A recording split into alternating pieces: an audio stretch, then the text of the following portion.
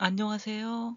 음, 부동산 자산 관리 계획의 후편 두 번째 편을 수업을 진행하도록 하겠습니다. 그래서 지금 2단계까지 했고요. 3단계 시장 분석을 보면은 단계별 시장 분석을 해볼 수가 있어요. 그래서 시장 권역에 대한 설정을 하고요. 마찬가지로 수요 분석과 공급 분석을 해볼 수가 있겠죠. 이게 이제 단계별 시장 분석의 내용이 되겠고, 어, 대체 분석, 방안 분석, 대체 방안 분석, 그러니까 시장 경쟁력에 대한 그 부동산 자산 관리 계획에 대한 대체 방안의 분석을 해볼 필요가 있고요. 네 번째는 돈과 재무적인 관련이 있는 거죠. 돈과 관련된 재무적인 분석을 해볼 수가 있죠. 어, 현금 흐름, 캐시플로우, 현금 흐름과 또 수익성, 그 다음에 자산 가치, 뭐 이런 것들을 따져볼 수가 있겠죠. 앞서 얘기했던 내용과 동일한 내용들이 되겠죠. 여섯 번째는 결론 및 제안을 어, 내놓게 되는 거죠. 결국엔 결론과 이렇게 했으면 좋겠다. 제안서를 작성해서 음, 결론을 내게 되는 거죠. 그래서 여섯 번째까지 단계별 부동산 자산 관리 계획을 마쳤고요. 다음에는 3단계 시장 분석이다. 시장 분석. 그 시장 분석은 지역, 근림 분석, 부동산, 자산의 어떤 기반을 두고 분석을 하게 되죠. 일정 지역의 시장 단위에서 수요와 공급에 미치는 영향을 분석하고요. 또 경쟁 부동산이 있다면은 경쟁 부동산을 비교해서 장단점이 뭐 어떤 것이 있는지를 평가하는 게 이제 시장 분석의 정의라고 할 수 있겠죠. 입지나 공간이나 수요 공급, 경쟁에 관한 상호 관계를 규명하는 것이 시장 분석이다. 또한 기존에 있던 부동산을 가지고 어떻게 활용할 것인가에 대한 문제가 있는데요. 이것은 부동산 최적의 어, 의사결정을 도출하는 것이 되겠죠. 어떻게 활용을 할 것인가. 부동산 재활용에 대한 의사결정이라고 볼 수 있겠죠. 또한 시장 잠재력이나 시장성 분석, 경쟁성, 또 결국 궁극적으로는 부동산 임대 공간 수요를 비교하고 이 해당 건물이 임대 공간 수요 수준을 결정하는데 도움을 줄 수 있다는 것에 대한 것을 분석을 볼 수 있는 거죠. 시장 분석의 정의와 내용들이 되겠습니다.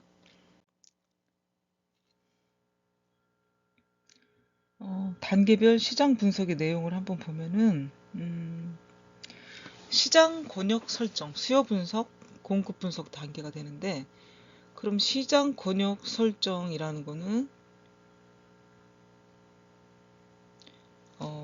호수나 강, 산 등이 있을 때 이런 자연적인 지형은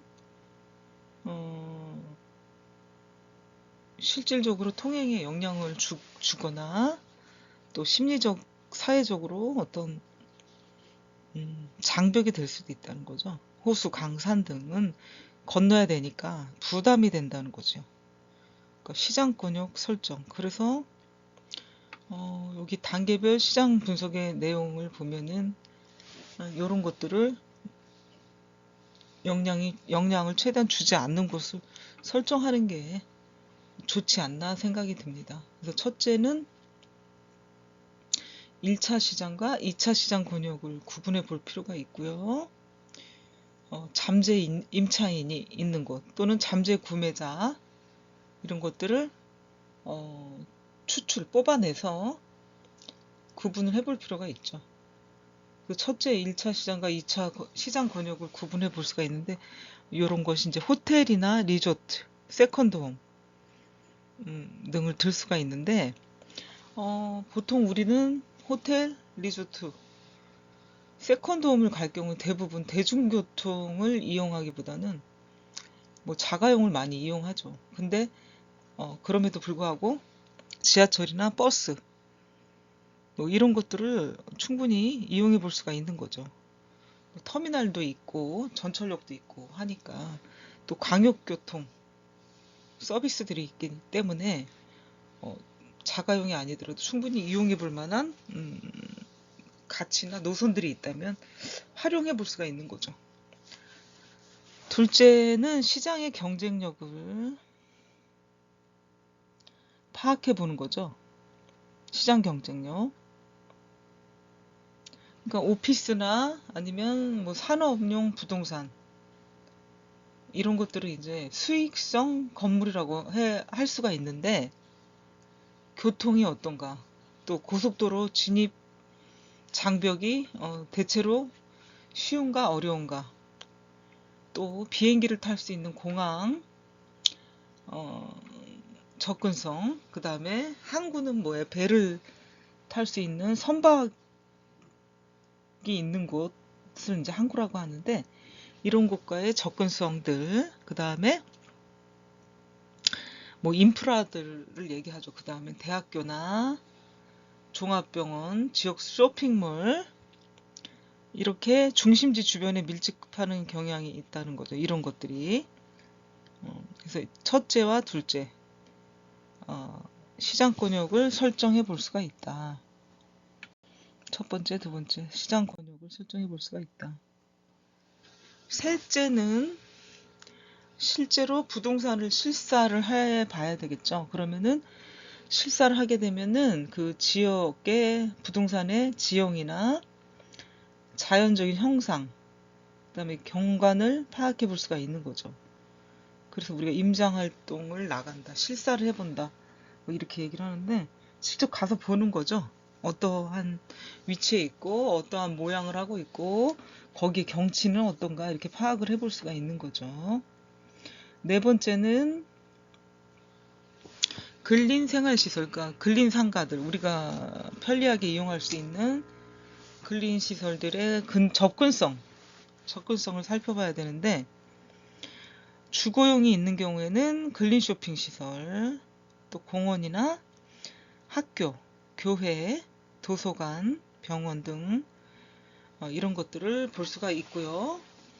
또 오피스들은 이제 교통이 좋아야 되죠. 출퇴근 업무용이다 보니까 고속도로 진입부하고 접근성이 좋은지 아닌지를 따져볼 필요가 있고, 주차를 하면 관리가 좋은지, 주차 관리성, 전철역이 있나 없나, 그 다음에 전철역 접근 편리성과 식당이나 소매점이 있나 없나, 뭐 이런 것들을 시장 권역을 설정할 때 따져봐야 될 내용이죠. 근린 생활시설의 근접성이다.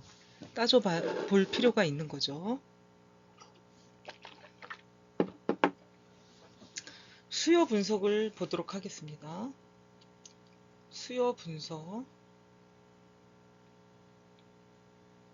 국가와 지방 경제 상황에 영향이 있다는 거죠. 영향을 받고 있다. 수요라는 거는 거시경제라고 할 수가 있겠죠. 아까 우리가 다 비슷비슷한 내용들인데 수요, 공급은 거시경제에 영향을 받는다. 수요, 공급은 거시경제에 영향을 받기 때문에 국가 경쟁력이거나 거시지표 분석, 지역 경제 상황에 대한 파악이 반드시 필요하고요. 이런 수요 분석을 통해서 어떤 상황을, 어떤 것들을 알 수 있나 본다면은 추정 구매력이나 매출 잠재력 등을 파악해 볼 수가 있습니다. 수요 분석을 통해서 추정 구매력이나 매출 잠재력을 파악해 볼 수 있습니다.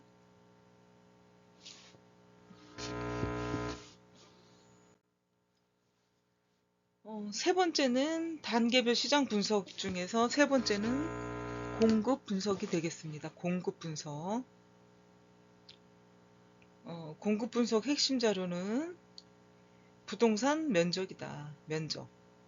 뭐 아까 얘기했듯이 토지를 대라고 하는데 대지 면적은 얼마, 부동산의 어떤 그 건물 면적은 얼마, 뭐 이런 부동산 면적을 공급해 볼 수가 있는 거죠. 공급 분석을 해볼 수가 있는 거죠. 시장 그 안에, 권역 안에 현재 재고 규모, 그러니까 부동산 재고죠. 과거 및 현재의 재고 상황 등을 파악을 해야 되고, 가까운 시일 내에 어떤 예상되는 건축 활동이나 어떤 공급 분석의 주요 대상들을 분석을 해야 되겠죠. 주택 같은 경우에는 등급별 현재, 과거 재고 가격들이 있겠죠. 이거는 뭐 국민은행 KB시세나 통계청 자료를 보면은 시간별로 가격이 나와 있기 때문에 자료를 구독해 볼 수가 있는 거고요. 또 월별이나 연간 평균 임대료 추이, 월별 연간 평균 임대료 추이를 살펴서 주택 등급이나 그 주택 등급에 따른 시장 경쟁력이 있는지 판단을 해볼 수가 있는 거죠. 굉장히 중요한 내용이죠. 그러니까 월별 연간 평균 임대료. 그래서 이 임대료에 따라서 주택지가 아니면 경기가 살아있나 그렇지 못한가를 판단해 볼 수 있다고 얘기를 했고요. 시장 경쟁력이라는 거는 결국은 자본이득 차익, 처음에 샀던 금액과 파는 금액의 차익이 얼마나 발생하는지도 이 임대료에 따라 많이 달라지게 됩니다. 차이가 많이 나게 된다. 이렇게 판단해 볼 수가 있죠. 그리고 입지와 연결성, 또 임대료나 가격, 이런 주택 유형의 구성 형태나 이 구성 형태에 따라 관리비, 주차 공간, 편의시설이 있는지 없는지를 따져보게 되고요. 거주했을 때 안전한가 안전하지 않은가. 그래서 우리가 안전과 편리성, 편리함, 아니 소통이라고 그랬죠. 안전과 소통을 바꾼 경우도 있죠. 안전하면은 뭐 이웃 주민과 아니면 거주민들과 별로 소통하지 않아도 괜찮다. 요즘에 그 트렌드는 안전의 문제가 극심하게 불안으로 다가오다 보니까 안전을 추구하고 소통을 좀 하지 않아도 된다. 뭐 이렇게 생각하는 경우도 점점 많아지고 있다는 거죠. 소통이 중요하지 않다는 건 아닌데, 그래서 거주의 안전, 건물과 단지의 수선 유지, 건물 전체 아니면 그 단지 전체에 계속 건물은 감가상각이 되고 있는데 수선을 잘 해놓고 유지를 잘 했다면 그 감가상각이 있더라도 굉장히 사용 수익하는데 불편함이 없고 오히려 가치를 높여주는 일을 하죠. 그렇지만 그 수선 유지에 따라 어떤 비용이 들어가니까 그 비용이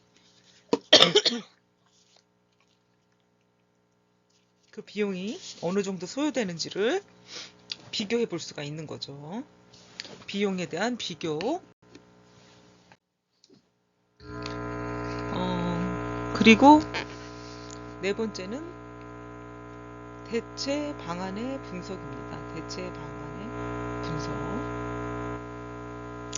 운영의 변화나 구조 변화나 자산 이용의 변화, 그러니까 사회적인 변화가 생겼을 때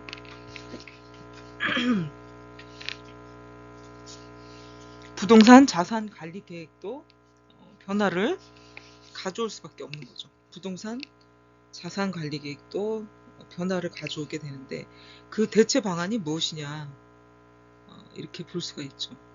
운영의 변화, 구조의 변화, 자산 이용의 변화가 생기는데 그럼 구분 그다음 해볼 수 있는 내용과 발생 가능한 문제점들을 한번 보도록 할게요.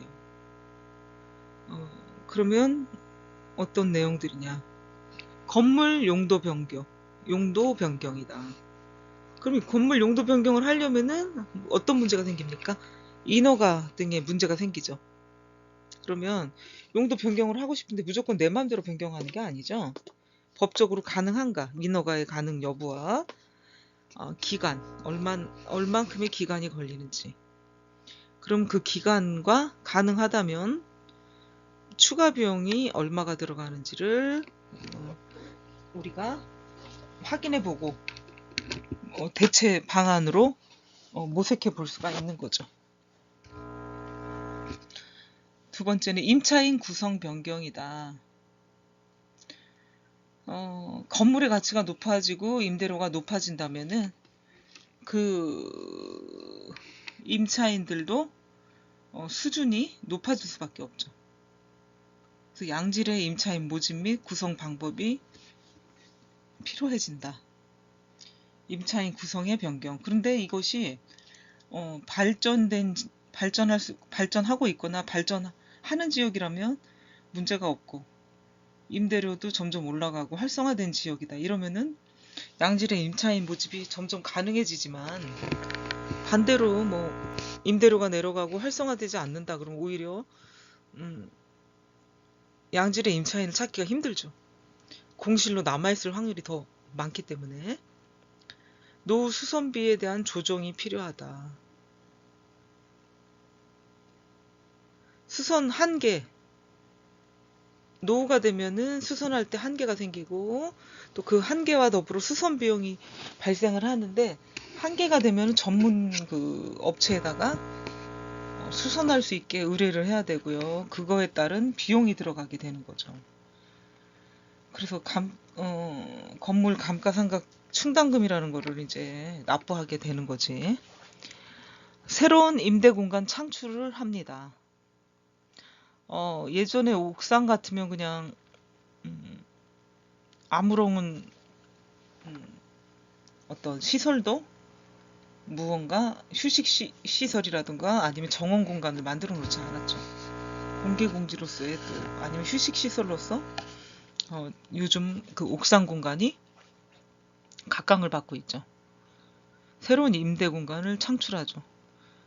조경 시설도 해놓고 또 휴식처로서도 만들어 놓기도 하죠. 그래서 그게 법적으로 가능한지 안전은 한지 비용은 얼마가 들어가는지 이런 대체 방안 중에 하나인데 이런 것들이 가능하고 안전하고 비용이 얼마나 들어가는지를 따져봐야 되겠죠. 문제점들을 가지고 있으면은 그 문제점들을 해결하도록 노력을 해야 되겠죠.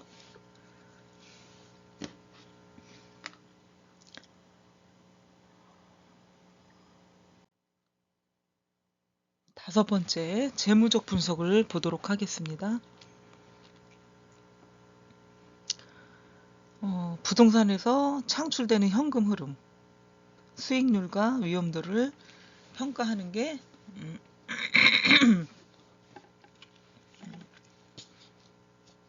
재무적 분석이다라고 볼 수가 있겠죠. 가장 중요한 건 이제 현금 흐름이라고 저는 생각이 듭니다. 현금 흐름이죠. 그래서 자기 자본 수익률, 투자 수익률, 자본 현금 수익률, 순현재 가치, 내부 수익률하고 같이 이렇게 공존하는 거죠. 내부 수익률이 얼마고 순현재 가치는 얼마다. 현금 흐름 증가율, 자산 가치 증가율이 있고요. 수익률 관련 분석들은 이런 것들이 있고 유형 관련 분석은 부채 감당률, 담보대출 비율, 총부채 상환율, 공실률, 자본, 회수 기간 등이 있는데요. 그러면 여기서 이제 수익률 관련 분석을 보시면 자기 자본 수익률이 있죠. 이거는 자기 자본에 기속할 단기 순이익이라는 게 자기 자본에 비해서 얼마 나왔냐. 단기 순이익이라는 게 자기 자본에 비해서 얼마가 나왔냐 해서 자기 자본 수익률이라고 합니다.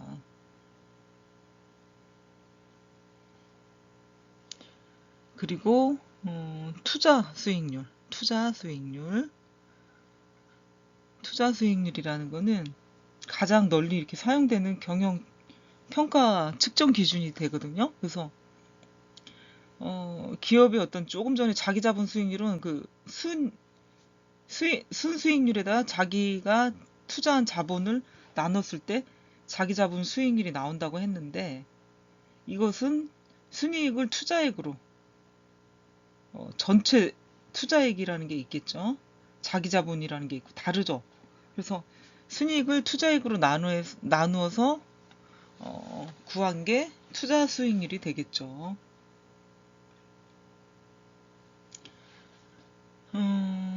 그리고 그 다음에는 자본, 현금, 수익률이 있죠.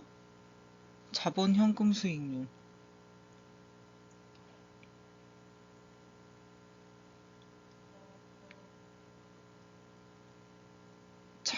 자기 자본을 투자해서 현금으로 얻은 수익률이 얼마인가. 이거를 결국은 자기 자본 수익률하고 비슷한 건데,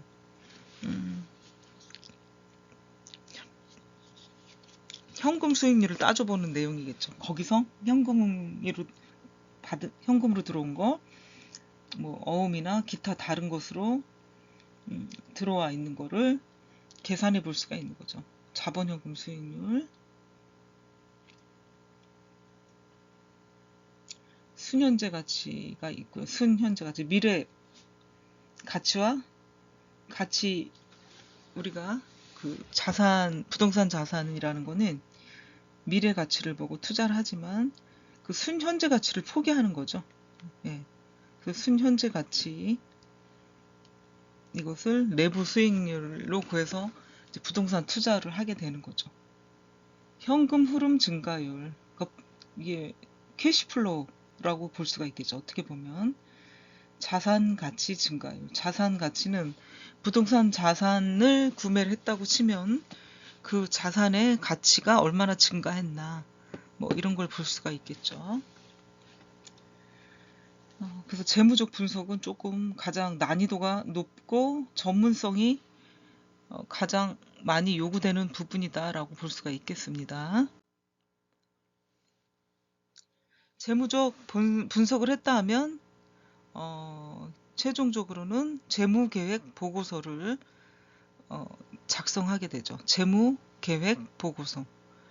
부동산 자산 관리에는 연간 운영 예산이 있고요. 연간 1년간이죠.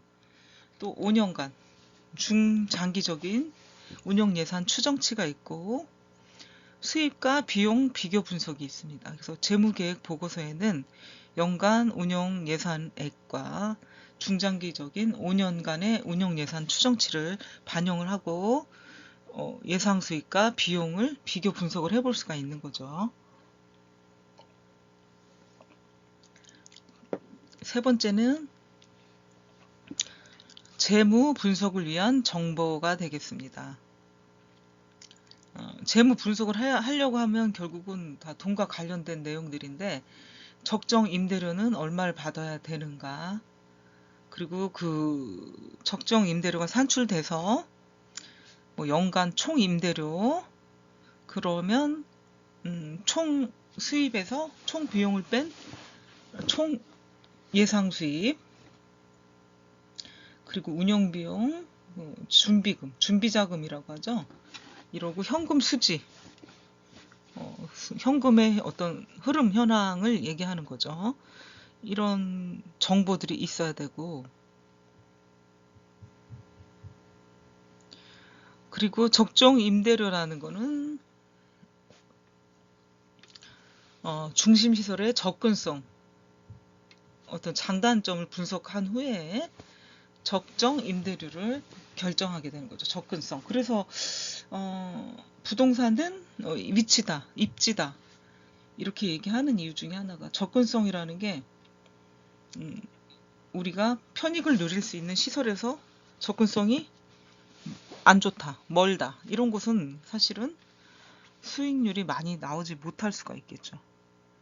물론 자동차도 있겠지만 대중교통을 이용할 수 있는 대다수의 사람들이 이용할 수 있는 보편적으로 그런 편익시설이 가까워야 우리는 접근성이 좋다 이렇게 얘기를 하거든요. 이 장점이 많을 때 적정 임대료가 높아질 수 있겠다. 그렇게 분석을 한 후 결정을 해볼 수가 있는 거죠. 그러니까 이런 시설들, 목욕탕, 대중교통, 편의시설, 노후도나 조망권, 중심 시설이 되는 접근성에 따라서 적정 임대료를 산정해 볼 수가 있는 거죠. 그리고 자산관리자는 해당 부동산의 총 임대료 수입을 예측해 볼 수가 있습니다. 또한 임대 수입 말고 그 부가적인 수입들이 있거든요. 요즘은 서울 시내나 도심에서는 이제 이 주차장 사업이 주차 사업이죠. 주차를 하고 요금을 받는 주차장, 자동 판매기, 이거 뭐 커피 아니면 자동으로 나오는 우리 먹거리나 물 여러 가지들이 이제 점점 종류가 많아요. 자동 판매기로 나올 수 있는 것들이 많아져. 그래서 자동 판매기를 개발해서 그 자동 판매기로 판매하는 거죠. 사람이 없어도 되는 거지. 그 자동 판매기 관리를 하거나 자동 판매기를 구매해서 할 수 있는 사업들이 많죠. 뭐 계란, 달걀도 나오는 자동 판매기가 있고, 뭐 여러 가지들, 과자, 음료, 빵, 뭐 인스턴트 식품들도 되게 나올 수가 있고 이런 것들을 판매기가 이제 활성화가 되고 있죠. 그리고 코인 세탁실 뭐 이런 거 있죠. 이런 잠재적 추가 수입이 건물 안에서 발생할 수 있는 수입들이 있다라고 볼 수가 있겠습니다. 이런 수입이 좀 괜찮다. 가장 괜찮은 건 주차장, 세탁실, 판매기 이런 순이 되겠죠. 그래서 6번째는 결론 및 제안이다. 그래서 이 자산 관리자는 운영을 하려고 하는 거죠. 부동산 자산 운영하려고 하는 거니까 이제 관리자가 운영을 하는 거니까 자산 관리자는 최종적으로 운영 예산하고 향후 5년간의 예상 수지표 부동산을 개량하려는 계획을 검토해 가지고요. 부동산 자산 관리 계획에 포함을 시키게 되는 거죠. 그래서 이제 부동산 자산 관리 계획서 보고서를 작성을 하는데 맨 앞에 간단하게 결론 및 제안 사항을 요약해서 정리를 해주면은 뭐 소유자들이 뭐 여러 페이지가 되는 거겠죠. 뭐 2장 아니면 5장, 10장도 될 수 있는데 맨 앞에 결론을 제안 사항을 요약 정리해서 소유자가 그 표 하나만 봐도 이해를 할 수 있게끔 충분히 도와줄 수 있는 역할을 할 수가 있는 거죠. 그리고 소유자의 이해도를 높이는 데 도움이 된다. 요약 정리를 해놓으면요. 결론 및 제안서에 여러분들도 충분히 이제 이런 역할을 할 수 있는 일을 가질 수도 있는 학생들도 있고 또 뭐 이거와 비슷한 일들이 굉장히 많거든요. 그래서 혼재돼서 할 수도 있고 아니면 이렇게 분류돼서 할 수도 있고 뭐 이렇게 하는데 굉장히 난이도가 있는 일이다. 전문성이 있다라고 볼 수가 있겠죠. 그래서 그 결론 및 제안에 어떤 것들을 기재하냐면 소유자들의 자산 목적에 따라서 장기간의 수익 증가나 조세 절감을 위한 어떤 변경이나 계획, 계량, 승인을 하거나 두 번째는 이 소유자들의 어떤 목적이죠. 두 번째는 새로운 돈, 자본을 투입하지 않고 오래전부터 좀 약간 낡은 부분, 고쳐야 될 부분이 있으면은 수선만 해요. 수선만 해서 부동산 가치를 그냥 보존하기를 원하는 소유자들이 있기도 하고요. 세 번째는 마찬가지로 두 번째하고 마찬가지로 여기는 뭐 고쳐야 되는 건 아니지만 어떠한 자본 지출이나 변동이 없이 이 부동산에서 단기간에 최대한 수입을 창출하기만을 원하는 또 소유자들도 있는 거죠. 네, 그래서 이렇게 소유자들의 어떤 자신의 목적이나 생각, 자산 목적에 따라서 1번, 2번, 3번이 있습니다. 장기간의 수익 증가나 조세 절감을 위한 그 계량 계획을 승인하고요. 첫 번째는. 두 번째는 새로운 어떤 자본을 투자하지 않아도 그동안 어떤 미뤄왔던 수선들 있죠. 그것을 하고 부동산 가치를 그냥 좋은 쪽으로 보존하기를 원하거나, 세 번째는 아무런 자본 지출 투입하지 않고요. 단기간에 최대한 수입만을 창출하는 경우가 있다. 소유자들의 어떤 의견에 따라 이 세 가지로 나누게 되고요. 그리고 부동산 자산 관리 변경 사항이 있을 경우에는 자산을 관리하는 자는 그 이행 시기, 단계적인 시행인지 그 이행 시기 여부와 단계적인 시행인지 여부와 그 부동산에 대한 운영 계획을 명시할 필요가 있는 거죠. 그러니까 부동산 자산 관리 계획이라는 거는 부동산 자산을 위탁한 의뢰인이 있겠죠. 예. 그럼 맡은 곧 자산관리 회사가 되겠죠. 그런 곳에서 이제 운영을 하게 되는 거죠. 부동산 자산관리 회사. 이런 것들을 소유주에게 결론 및 제안을 제언하고 또 운영 계획도 명시를 해야 된다는 얘기를 하고 있습니다. 그래서 오늘은 여기까지 여러분들과 부동산 자산관리 계획에 대해서 수업을 했고요. 이제 동영상 강의를 몇 개 찍다 보니까 목 상태가 좀 좋지 않네요. 아무튼 여러분들이 좀 이해해 주시고 새로운 주에 여러분들과 학교에서 만나 뵙도록 하겠습니다. 여러분 안녕.